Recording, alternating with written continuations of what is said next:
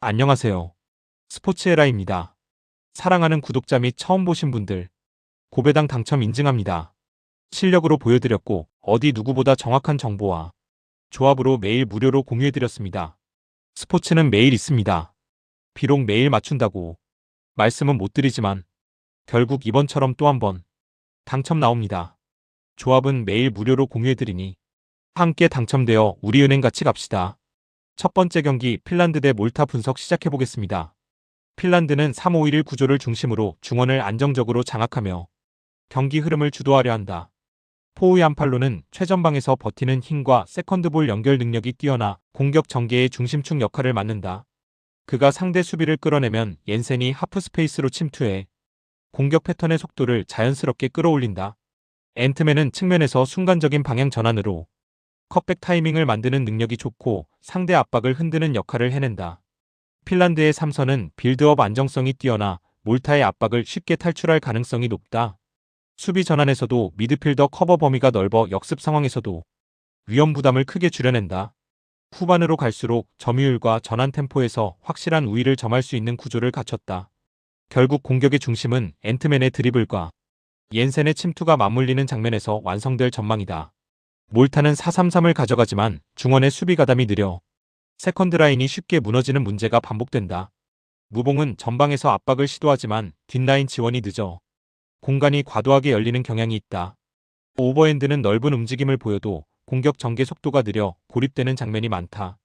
퇴마는 순간 스피드는 좋지만 패스 선택이 단조로워 빌드업 효율이 떨어진다. 중원은 압박 타이밍이 맞지 않아 수비와 공격 사이 간격이 자주 벌어진다.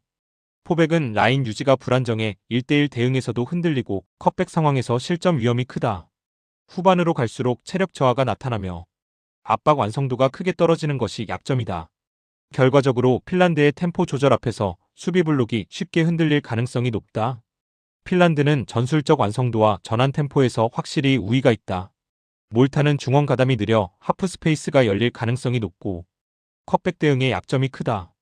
포우의 안팔로를 활용한 핀란드의 전개는 몰타의 압박 구조를 쉽게 무너뜨릴 것이다. 점유율과 템포 조절을 고려하면 경기 흐름이 일방적으로 기울 가능성이 높다. 후반부에는 몰타의 체력 저하까지 겹쳐 스코어 차이가 벌어지기 쉬운 흐름이다. 두 번째 경기 룩셈부르크 대 독일 분석 시작해보겠습니다.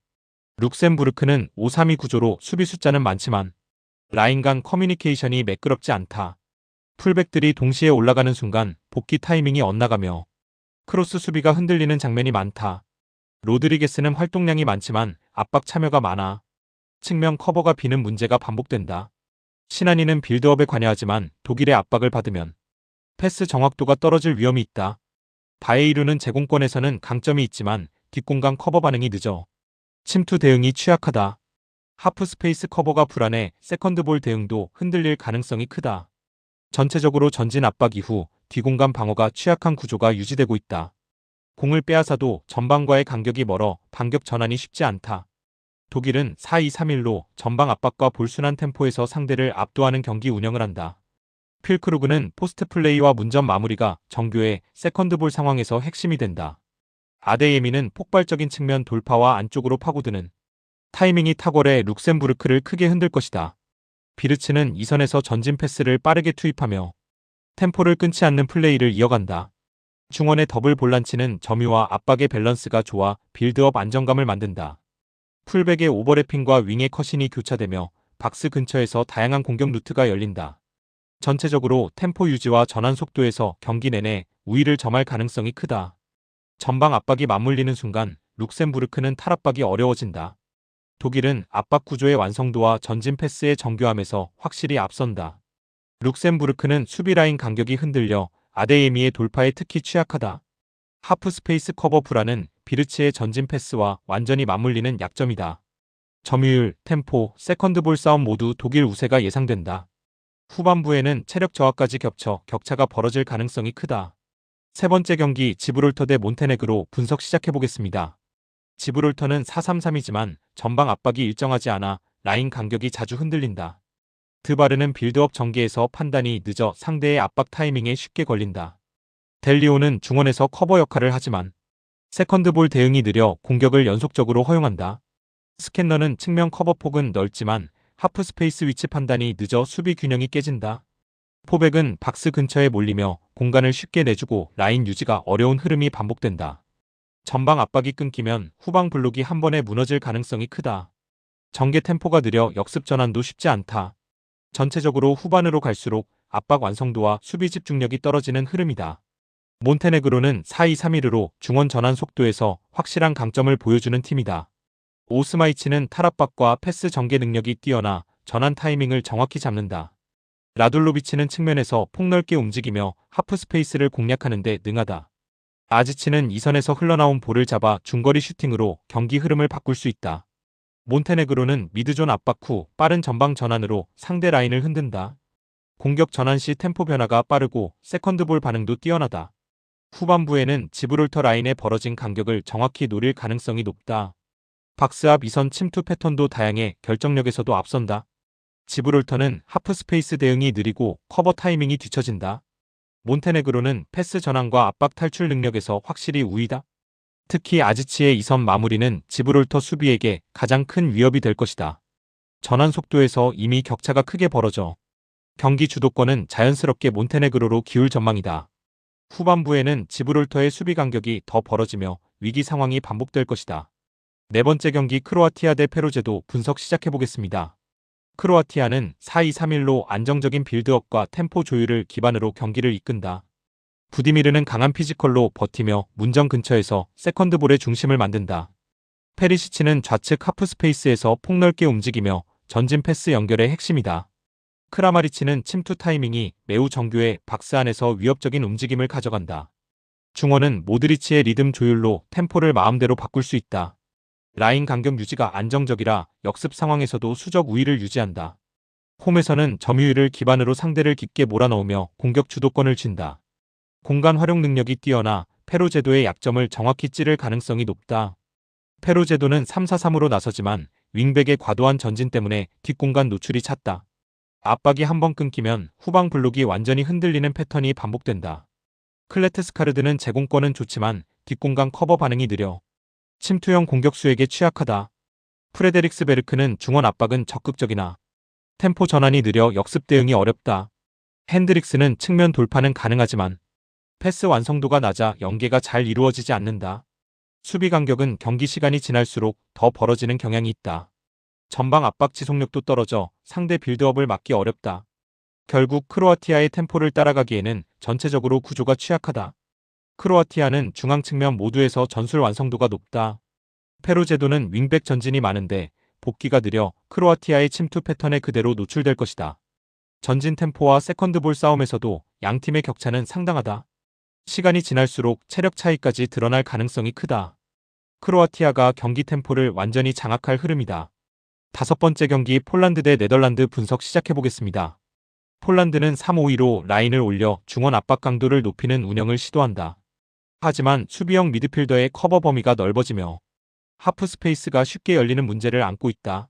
스비데르스키는 전방 압박을 시도하지만 간격이 벌어져 전환 템포가 끊긴다. 피용테크는 박스 앞마무리는 뛰어나지만 연계 능력이 떨어져 빌드업 다양성이 제한된다. 스지만스키는 패스 루트를 조율하지만 네덜란드 압박 앞에서는 전진 연결에 어려움을 겪는다. 후방 빌드업은 중앙 활용이 부족해 측면으로만 돌다 전개가 막히는 장면이 많다. 수비 전환에서는 커버 타이밍이 늦어 순간적으로 공간을 쉽게 허용한다. 세트피스 외에는 결정적인 루트가 제한될 가능성이 크다. 네덜란드는 4-3-3으로 전방 압박과 탈압박 모두 완성도 높은 구조를 갖췄다. 프랭키 데용은 탈압박 능력과 전진 패스 타이밍이 절묘해 폴란드 압박 공간을 쉽게 파고든다. 각포는 좌측에서 속도를 살리고 데파이는 하프 스페이스를 비워주는 움직임으로 공격 루트를 넓힌다. 전방에서 압박 후 세컨드볼 회수 능력이 뛰어나 템포를 끊지 않는다. 중원 점유율이 높아 경기 리듬을 주도할 가능성이 크다. 패스 템포가 빠르고 전개 루트가 다양해 폴란드 수비 구조를 흔들기 쉽다. 후반부에는 체력 우위까지 더해지며 점유율 격차가 더 벌어진다.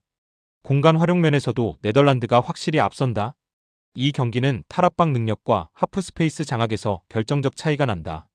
폴란드는 라인을 높이지만 커버가 불안해 두터운 압박을 유지하기 어렵다. 네덜란드는 내용 중심의 전진 연결과 각포의 침투로 공격 템포를 끌어올린다. 전체 경기 흐름이 네덜란드의 점유 패스 템포에 맞춰질 가능성이 높다. 세트피스를 제외하면 폴란드가 위협을 만들기는 쉽지 않은 구조다.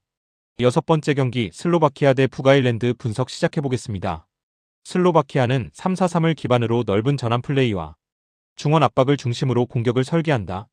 보제닉은 롱패스 정확도가 좋아 좌우 전환의 기점 역할을 한다. 투프타는 포스트업을 통해 이선 침투 루트를 열고 박스 근처에서의 타이밍 조절이 매우 안정적이다. 슈란츠는 폭넓은 움직임으로 반대 전환 타이밍을 잡는 데 특화된 선수다. 탈압박 후 반대 측면을 활용하는 패턴이 매우 정교해 상대 수비를 흔드는 힘이 있다. 중원은 압박 강도와 점유율 모두 안정적이며 홈에서 템포 유지력이 강하다.